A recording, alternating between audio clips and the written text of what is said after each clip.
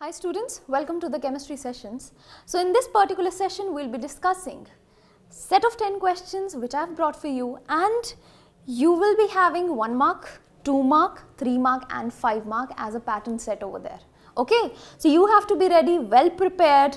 I hope everybody has watched all the lectures that we had and are thorough with the concepts. So let us move on to the question number 1 in this case of, so acid, bases and salts is what we are actually discussing over here. Fine. Okay. So the question number 1 says 1 mark question, is it? Okay. And as per the 1 mark, you have to be very precise for your answer, very brief. Fine. What color do you do the following indicators turn when added to a base or alkali? So what, do not get confused over here, it's one and the same thing, base and alkali. So they are adding just the base, just the alkali to all of these indicators, and what will happen, which color change would you observe? Okay. So see here, methyl orange. So the actual color of methyl orange is orange in color. Okay. And whenever we add some base onto it, it gets converted into yellow color. Yes, that is right. For acid it is, whenever we add acid, it turns into red color. So litmus. Okay, so litmus, whenever we try to add alkali, so as I was telling you that litmus paper in the case of alkali, in the case of base, so a base stands for B, that means it will get converted into blue color. So red to blue is the conversion, okay. Red color to blue color, it got converted, the litmus. Next one, red cabbage extract. So I was taking red cabbage extract, added a little base. If I add acid, let's say, what will happen? It will remain red only, but the moment I add base onto it, it will get converted into green color. Yes, so green color we will be obtaining here, and that completes question number 1. So that was a pretty easy question. We have already discussed that in the lecture. Now question number 2. Why do HCl, H2SO4 and HNO3 etc. Okay. Yeah, so actually they have categorized all of these things. What are these things? These are acids, and that too very strong acids. Show acidic character in the aqueous solutions, while solutions of compounds like C6H12O6. Now what is this? Glucose. C2H5OH, what is this? Alcohol. So these two, they do not show any acidic character. So they must have studied their acidic character through maybe some indicator, fine. But they did not get any results in the case of glucose and alcohol. So what is the property of an acid, and what is responsible in the acid to show that acidic character? It is the H positive ions. See here, whenever we try to dissolve it in water, it gives H positive. Here also it gives H positive, etc. So these are only responsible for that color change, for that indication. Whereas if I talk about glucose and alcohol, so they do not give H positive ions in the medium. Okay. So they do not give any H positive ions, and that is why they are not at all acidic in nature. Fine. Okay. So this was question number 2. Just a one-liner you have to write over here. Coming on to the question number 3, which gets to be 2 mark question. Name one natural source of each of the following acids. So you should have the knowledge, the correct knowledge for it. Citric acid, the very easy, it's present in the lemon. Maybe it is present in the oranges, yes. Now oxalic acid, where is it present? Just think about it, where it is.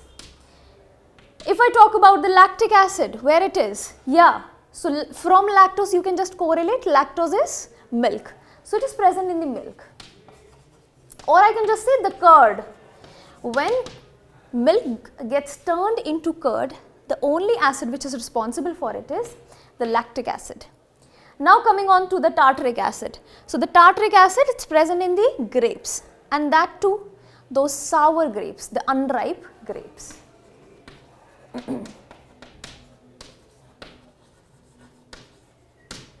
Okay, so the oxalic acid, where is it? It is found in tomatoes. Okay. Fine. Now let's move on to the next question, question number. So yeah, since this was 2 mark question, each part will be given as half mark if you get it right. Fine. Now question number 4, an interesting one. a milkman adds very small amount of baking soda to the fresh milk. Why does he shift the pH of the fresh milk from 6 to slightly alkaline? Earlier it was 6, that means acidic. Why acidic? Because it has got lactic acid into it. Now it turned into slightly alkaline by adding baking soda, which is a base. Why he has done like that? So basically, whenever there is overproduction of the milk, when you keep milk for a longer while, what will happen? The bacteria in that, or maybe the lactose, it starts getting converted into the lactic acid. More the acid, more. You must have seen also that after a while, milk starts getting spoiled, start getting sour, gets turned into curd. Why? Because of the lactic acid. So just in order to prevent that thing to happen, to prevent the conversion of milk from the curd, he has put a little amount of base. What will happen? Now the lactic acid will be produced. Then this lactic acid will not affect the consistency of the milk and will not turn into curd. It will first try to neutralize the baking soda which is present. Okay, the baking soda, which is a base which is present. And that is how we can store this milk for a longer while. And baking soda, although it does not affect our health as well. So that is how the milkman did. Okay. Now, so that was question number 4, pretty interesting one. Now moving on to the question number 5. Now question number 5 to 7, 3-mark questions. You have to be very careful while answering how much to write. You should be knowing that. Now 3-mark question, what is an indicator? An indicator which gives us an idea whether something is a base or a acid. Okay. Or maybe it can also tell us the pH of a salt. If there is a strong salt, that means formed from strong base and strong acid, it will be a neutral pH. Whereas if I talk about those weak salts, maybe having weak bases or having weak acids, so the pH will again vary, it will not be neutral. Okay. So that is what an indicator is. It indicates the nature of the compound, whether it is acidic or basic in nature or neutral. Now name 3 common indicators. We just did. Methyl orange can be one, litmus can be another, and the third one can be either, let's say, phenolphthalein. Okay, phenolphthalein is also an indicator. Now name the acid base indicator abstracted from lichen. Now lichen or lichen, whatever you call it as. So this is responsible for the litmus paper that we use. Okay, so that is the acid base indicator. For acid, the litmus gets converted into from blue to red, and for base, red to blue. Getting it? Now what color does the turmeric paper turn when put in an alkaline solution? So you must have got those turmeric stains on your shirts sometimes, some maybe. So what happens is, whenever we try to wash it with some detergent, which is a base again, okay, washing soda. So what will happen? This alkaline solution will turn into reddish brown color of the turmeric, which is the stain on your shirt is, okay, reddish brown in color. So this turmeric paper got turned into reddish brown. So that is how the natural indicator acts. Okay. Now, so this was question number 5. You have to be very good while explaining each one of the parts in order to fetch all the 3 marks, the entire 3 marks. Now, what is meant by strong bases and weak bases? Now, strong bases, first of all, what are bases? Which give us OH negative. So the strong ones are those which are capable of donating all the OH negative, whatever they have, and very quickly. So these are very strong bases. Weak bases, which are not capable of donating all the OH negative which they have, maybe it is going to be a slow process while dissociation. So those are known as weak bases, which have got a little less basicity. Fine. Now classify the following into strong bases and weak bases. Fine. Okay. So this is going to be, yeah, this is going to be the weak base. Out of these two, these are strong bases if you see. While moving on to calcium and magnesium, what you can say is calcium, it's kind of a strong base, I can say, or it is sometimes included in the category of weak base also. So I am just calling it as weak. Magnesium, it is going to be strong. Fine, strong or weak. Slightly they are weak, okay, but yeah, we include them in the category of strong or weak as well. Fine. So these two, even if you answer weak, then it's also correct. Fine. Okay, now moving on to the question number 7. What do we have? Okay, what happens when a concentrated solution of sodium chloride, that is the brine, is electrolyzed? Write the chemical equation. Electrolysis of sodium chloride in the production of what? In the production of Cl2, H2 and NaOH. Yes, and this process is known as chlor-alkali process. Okay, so yeah, what we have taken is NaCl. I need to electrolyze it in the presence of water. Yes, what do we get is NaOH, that is a base, plus Cl2 plus H2. Now the question is, why is the electrolysis of concentrated solution of sodium chloride is known as chlor-alkali? Can you tell me? Because it leads to the production of an alkali and chlorine. Fine. Name 3 products of the chlor-alkali process. I just told you. Fine. State 2 uses of each one of them. Let's discuss the uses now. NaOH, it is used in soaps. Yes. It is used in detergents. It's used in paper industry as well. Fine. Into various kind of chemical reactions it is used. So in different kind of industries it can be used. Now Cl2, most prominent is the disinfectant. Disinfectant. What else? It can be used as a manufacturer of bleaching powder. Okay. So bleaching powder can be the one. What is the formula for bleaching powder? CaOCl2. So here you can see very well that there is chlorine involved. Now hydrogen, it can be used as a rocket fuel. It has got a lot of energy and it's explosive as well. It can be used as in the manufacture of ammonia as well. What is ammonia formula? NH3. So definitely hydrogen would have been involved in the process. And yeah, that completes question number 7 as well. Fine, all the 3 parts done. Now, so this was question number 7 that I had got. Let's rub this off. Yeah. So let's move on to question number 8. And this is going to be interesting one. 5-mark question. Okay. So what effect does the concentration of H positive ions have on the nature of the solution? So more the H positive ions, more acidic will be the solution. Fine, somewhat related to pH. What effect does the concentration of OH negative ions have on the nature of the solution? More the OH negative ions, good is the base. So it is a basic solution. Now someone put some universal indicator paper, yeah, into vinegar. The pH is 3. What does it tell you about the vinegar? Vinegar is acidic and the paper will turn out to be a little orangish red in color. Okay. So it will tell us about the acidic nature of the vinegar and it will turn out to be orange red colored. Fine. Someone put some universal indicator paper onto the wet soap. Soap is a base. The pH is 8. What does it tell?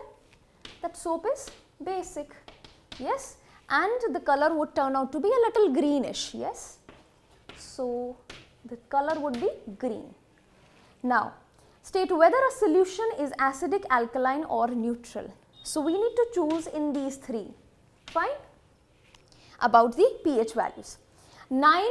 So what do we know about this pH indication? Yeah, something like this.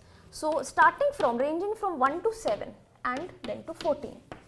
This area, it indicates acidic nature, it indicates the basic region and the middle one is neutral. Okay. Now, state whether a solution is acidic, alkaline or neutral. This is alkaline, yes. Now this one 4 acidic, 7 neutral, yes it is neutral, 1 very acidic, so it is very acidic, almost the starting value it is, 10 very basic, fine, and number 3 acidic, moderately acidic, cool.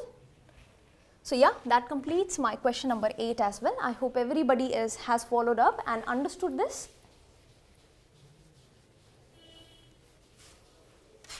Okay, so coming on to the question number 9th, what do I have?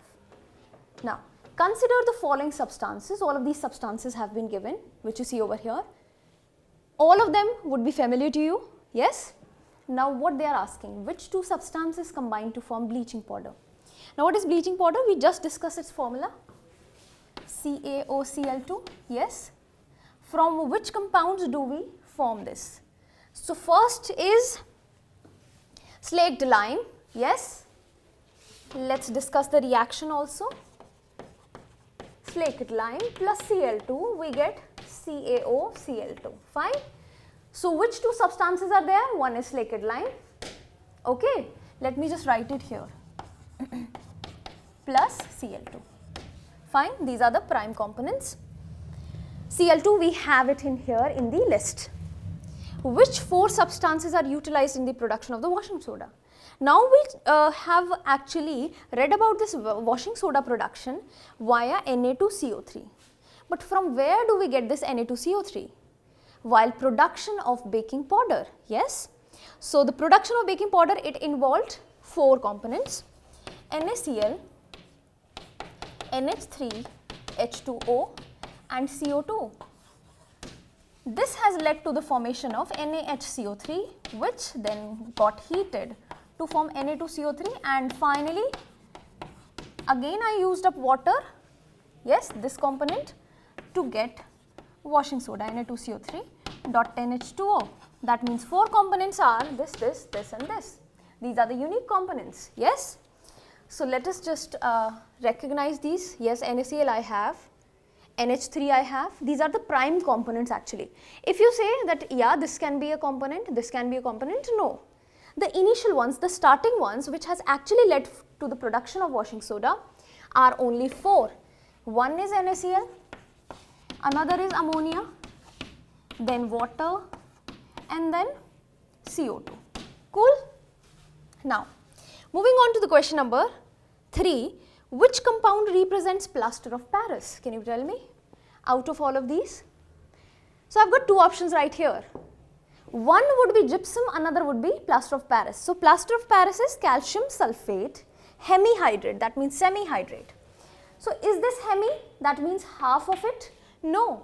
But if I just try to divide this entire equation by 2, that means divided by 2, divided by 2.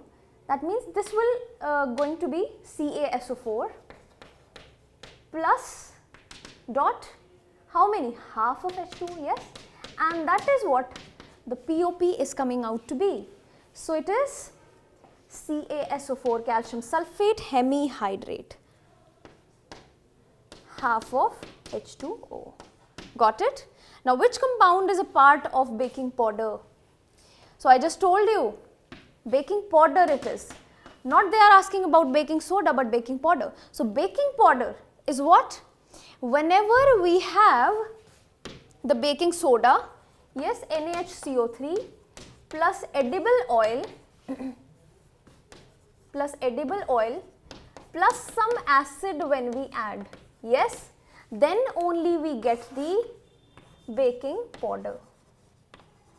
Yes, so the major component which is involved is NaHCO3, and that is my answer right here. Okay, so no need to get confused between baking powder and baking soda. Revise it once again. So it is NaHCO3. Got it? Which compound is used as an antacid? Again, baking soda. Yes, baking soda, or yeah, baking powder. So baking powder is actually used in the cooking purpose, whereas this baking soda, NaHCO3 only, it is used for the antacid purpose. and yeah, that is NaHCO3. Cool? Okay, yeah, so that completes my question number 9 as well. So we are just left with only one question, that is question number 10, and let us have that question finally. Okay, what is a salt? Give the names, yeah, just try to correct it, give the names and formulae of any two salts. Also, name the acids and bases from which these salts may be made. Okay, so what is a salt? Whenever a base tries to combine with an acid involved in a neutralization reaction, giving a neutral product is known as a salt. Yes, so salt is ionic. First of all, it's an ionic compound. Whenever base plus acid it gets combined, we get a salt. Yes, okay. And yeah, one more thing is important, it's neutral. It's neutrality, fine. Okay, give the names and formula of any two salts. Okay, any two salts, let's talk about NaCl and let's talk about KCl, fine. From which these, from which acids and bases these salts have been made. Okay, so see here, Na, it came from NaOH, one base and one acid I need, that means it would have been HCl. KCl, similar way, KOH plus HCl, giving KCl plus, in both of the cases, I obtain neutral water as well, just in order to complete the entire equation, fine. Okay, so yeah, that completes A part. What is meant by a family of salts? Explained with the examples. So do you see any family of salts over here? Yes, I do see. See here, family means having one member in common. Two chlorines are there and that is a family. If I just try to have a family associated with Na, can I do that? Any salt, NaCl can be one, Na2SO4 can be one. So these two are also included in a family. Some of you might be having this confusion that can NaOH be added in this family? No, it is then going to be a base. So bases are not included. These are salts that we are talking about. Also, yeah, Na2CO3 can be one. Fine? Okay. So that is a family that we have. And in a similar way, we can have different families of maybe potassium. So if we talk about family, it can be because of the same positive ion or same negative ion, right? Okay. What is meant by hydrated and anhydrous salts? I have told you ample amount of times about this. So hydrated means having some water molecules associated with it, but still they are solid. Anhydrous means no water molecules associated. Explain with the help of examples, I can. Copper sulfate anhydrous, having no water molecules associated, it will be whitish in color. Whereas if I just try to add a few drops of water onto it, it will start turning blue. Yes, and this blue color is because of the hydrated salt which has now formed. These 5 molecules of water have been stuck onto the crystal, into the crystal of copper sulfate, making a complex compound. It is not a solution at all, but a complex which is formed right here. Okay. Now, this one is done. Write the names, formula and colors of any two hydrated salt. I just told you about the copper sulfate. Yes. One more that I can take is, we just discussed, Na2CO3.10H2. What is this? Washing soda. Yes. What probably can be the color for this compound? So washing soda is, kind of whitish transparent, or I can say just translucent crystals, right? So these are somewhat translucent or maybe whitish crystals, right? Fine. Okay. Now that is the D part which has been done. Last one. What will be the color of the litmus in the aqueous solution of ammonium chloride salt? Going to be very important, okay? So just listen up carefully here. Ammonium chloride, they are actually putting it in water. So what is this reaction known as? Salt hydrolysis. Remember? I'm putting it in water. So basically this is hydrolysis. what will happen? From whatever base or acid this particular salt has come up, we need to write those. NH4 corresponding to NH4OH, which is a weak base, plus HCl corresponding to Cl into this salt. Yes, so this is a strong acid and this is going to be a weak base. That means which will have the majority in here? Either H positive or OH negative, either of the two. So since this is weak base, there will be very less of OH negative ions. Now, this is going to be a strong acid, that means more of H positive into the solution, having the majority of H positive, having an acidic pH of it. Fine. So what will be the color of the litmus? Since the solution is going to be acidic in nature, more of acidic, yes, so it will be turning this litmus from blue to red, okay. So it becomes from blue to red because the solution is going to be acidic in nature. Got it? So that completes my question number 10 as well. I hope everybody has understood the entire set of 10 questions. Still, if you have got any doubts, you can reach out to me. Have a nice day.